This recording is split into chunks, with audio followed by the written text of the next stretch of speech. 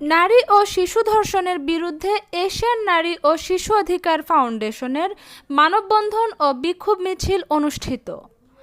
Dhaka ১৪ March ২০২৫।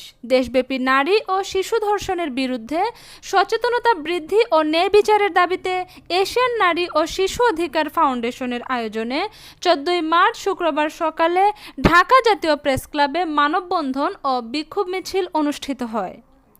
এই কর্মসূচিতে Asian নারী ও শিশু অধিকার ফাউন্ডেশনের প্রধান নির্বাহী মুহাম্মদ আলীর সভাপতিত্বে প্রধান অতিথি হিসেবে বক্তব্য রাখেন সোমালিয়া বিশ্ববিদ্যালয়ের উপাচার্য অধ্যাপক ডক্টর শেখ আসিফ মিজান।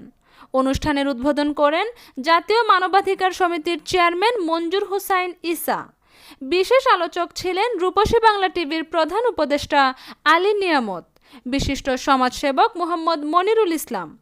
এতে আরও বক্তব্য রাখেন এশিয়ান নারী ও শিশু অধিকার ফাউন্ডেশনের প্রচার সম্পাদক মোহাম্মদ ফরিদ গাজী, নারায়ণগঞ্জ জেলা কমিটির সভাপতি এম.এ. মহিন সরদার, বনানী থানা কমিটির সভাপতি সৈয়দ মোহাম্মদ শান্ত, বনানী শাখা মহিলা কমিটির সভাপতি জোসনা নাহার, সাধারণ সম্পাদক নাসিমা গাজী, মোহাম্মদ আবু জাফর দেওয়ান, মোহাম্মদ শাকিল, ফারহানা আজম রেশমি, মুন্নি আক্তার সহ মানবাধিকার সংগঠন, সামাজিক আন্দোলনের কর্মী, শিক্ষার্থী, পেশাজীবী এবং সাধারণ জনগণ অংশগ্রহণ করেন।